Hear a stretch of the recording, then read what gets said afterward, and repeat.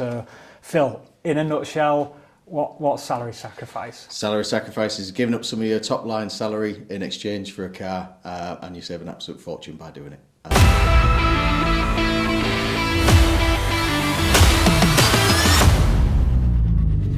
Hello and welcome back to another episode of the Lease Guys podcast from Yorkshire Fleet. I'm joined today by my colleague George and also our tax expert from Lloyd Dowson, Mr. Phil Thompson. Hi Phil, you feeling comfortable? Absolutely, yeah. All good. Good. Yeah, most people say no to that. Okay, we'll get kicked straight off. We're going to talk about salary sacrifice today, and it's a real buzz topic in the industry at the moment. So Phil, in a nutshell, what's salary sacrifice? Salary sacrifice is giving up some of your top line salary in exchange for a car, and you save an absolute fortune by doing it. And Right. That's why it's really popular. Sounds good, fantastic. Right, so how would an employee sort of benefit from a salary sacrifice scheme being in place? Sure, so you would give up your salary at the top line, and therefore if you're a higher rate taxpayer, you'll save 40% of that in exchange for a car that you don't pay a tax on, only a small amount of benefit in kind, so the savings are huge. You would also get a cheaper car because the VAT is 50% reclaimable by the company, so you're only having to cover a little bit less of the cost.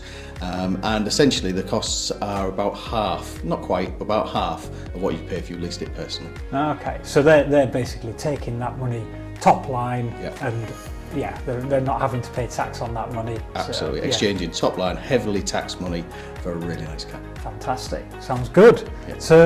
So that's clearly massively in the favour of the employee. What about the employer? Sure. How's the employer benefit? Well, the employer will save national insurance on that salary that's sacrificed, which is at 15%. So that's a nice saving there for them. Yeah.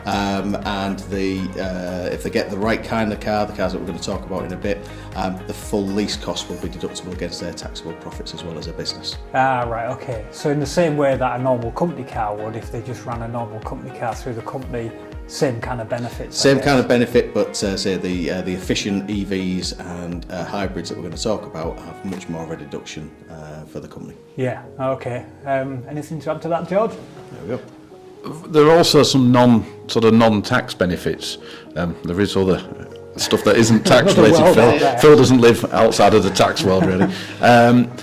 So staff retention and recruitment, I think this is becoming such a big feature of people's employment, is salary sacrifice, that if for example your ideal candidate is currently in a salary sacrifice scheme, it's going to be quite difficult to recruit them if you don't offer one.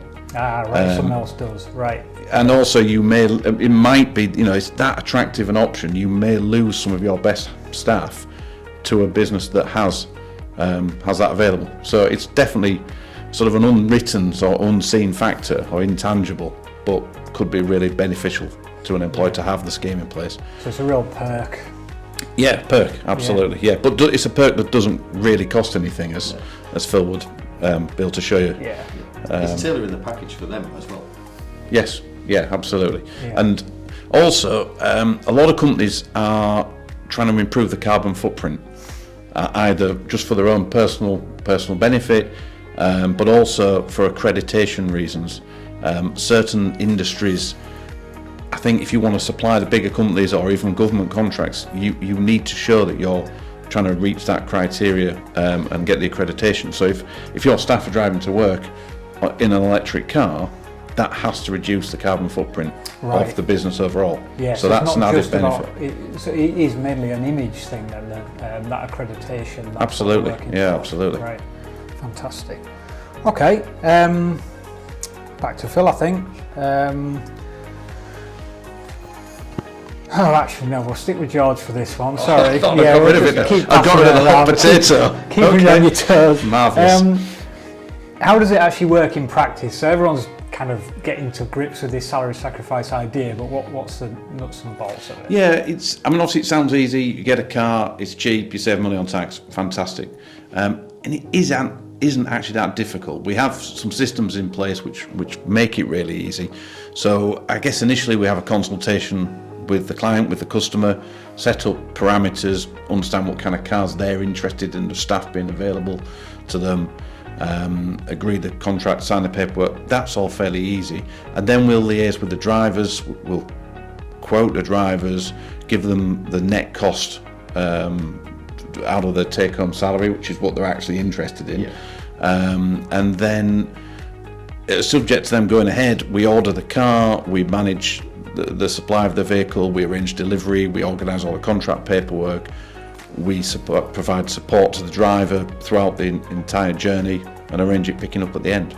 So they just deal with us. So Phil, does salary sacrifice work for any type of car?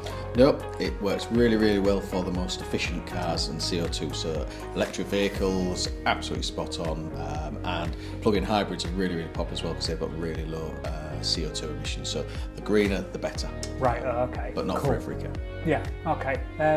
George, what kind of cars have we found popular for salary sacrifice schemes so far? I think Tesla is a definite. They've certainly benefited. Been super popular. The Model 3. And then last year the Model Y been really popular.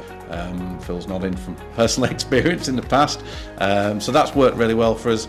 But every manufacturer has several electric offerings and they're all getting better. You know, we've got the new brands coming in, the Chinese brands, BYD and those guys. But then also, as Phil's alluded to, plug-in hybrids. If you get the right one, the efficient one, the ones with the longest electric range, so Range Rover Sports, so the new Tiguan, Passat, Skoda, Superbs, they're all over 70 miles as well. So their benefit in kind is not as low as an electric, but it isn't far off. And if you're a driver that the electric car doesn't suit for whatever reason, the plug-in hybrid could be a good option. So we should start to see some of those being popular as well. Yeah, electric cars are not for everybody, are they? No. It might not be suitable even on a low mileage if you've nowhere to plug it in. Of course, yeah. Yeah. So that's a really good option. So could you just give us an example of a salary sacrifice car example, just how the saving might work? Yes. Have you got any figures prepared? Well, luckily I have some figures in my hand. So a couple of quotes I've looked at recently. If we take the Hyundai Kona, that's been a really popular car, fully electric. If we compare to a personal contract hire, which is the alternative really for any employee, and we include all the things like the servicing and the maintenance that you would get with salary sacrifice, that car on this particular customer's mileage and parameters was going to be about £630 on a personal contract hire. And if they're a 20% taxpayer, that would cost them $390. Right. But as Phil said, the higher tax earners, it's a bigger benefit, so that comes down to $340 as a net cost out of their take-home salary. So a little bit over half, but not a lot. And then if we took an Audi Q6, a more expensive car, so more likely a 40% taxpayer, so £1,100 including VAT for a PCH with all the maintenance, and that comes down to nearer $700 net cost for a 40% taxpayer. So again, a touch over half, but really, really good savings. Yeah. Taking it as a salary sacrifice car. Wow. Yeah. I mean, there's no getting away from it. Electric cars are expensive, aren't they? But the salary sacrifice schemes bring them sort of within touching distance and much more affordable for company car drivers. Yeah, absolutely. And then also outside of the scheme, there are other savings like the running costs. You know, the pence per mile. You know, electricity is cheaper to run your car on than petrol or diesel. Yeah. So not only are you saving on the monthly, you're also saving on the running costs. Yeah, fantastic. Good. But I don't see many downsides. Like, why wouldn't all companies just have a salary sacrifice scheme? Well, I'll tell the truth. No, absolutely. So there are things to consider. There is a potential risk exposure for the employer, so they're committed to the contract. So if people leave, they can recycle the vehicle within the company, which is one solution. But ultimately, if that car becomes surplus, there is a cost to hand it back. But we do potentially have an insurance option to cover some of that cost or all that cost. So that's something we can consult and look at. You've got to consider that the company's committing to the credit. So with the best will in the world, every company will have a credit limit, I suppose, within the world. Cars are expensive. Electric cars have a higher list price or even more expensive. And we would always look at assessing, are we going to restrict the core activities? Can that company still lease the vans that they need to deliver the goods that they make, or are we going to use that up with a salary sacrifice scheme? So we just need to look at the bigger picture. But yeah, it's a very good thing.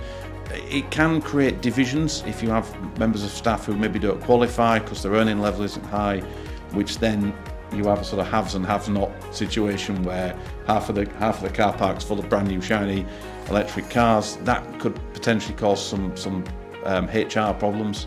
But yeah, they're just things. It's not, you just have to look at the full picture. Is there a lower limit that somebody has to be earning to? You can't, but the deduction, as far as I'm aware, Phil, can't take them. I'm answering the tax question. How's this happening?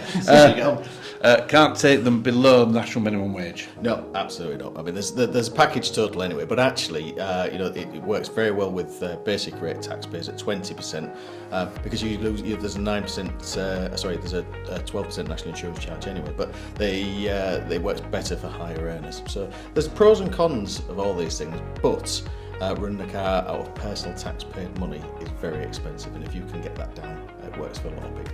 Yeah. Okay.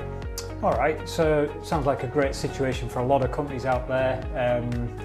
How long do we think this is going to last, Phil? Because we think salary sacrifice has been out there for many years, and it's only recently that it's become a real... Salary sacrifice has particular things that it can do, as well as the cars. It's fairly new to the cars, but it's been able to salary sacrifice for things like pension contributions stuff. So that the government, whoever it's been, have always used salary sacrifice to encourage people to do good things, whether it's to help clean up the environment or whether it's save for your pension. So the salary sacrifice has been around for a while, and there are definitely no signs to say that it's going to disappear anytime soon. And dare I say, we've got a government in place at the minute heading to net zero, so I can't see them getting rid of it anytime soon. So I think it's here to stay. Good. So we can be confident in setting these schemes up. Fantastic. Yeah. Well, I'd like to thank you, Phil, for your expertise, and thank you, George, for chipping in with your answers too. I think that was really good. And if anybody is interested in setting up a salary sacrifice scheme, please get in touch, and I'm sure we'll be able to help. Okay, cheers, guys. Thanks. You.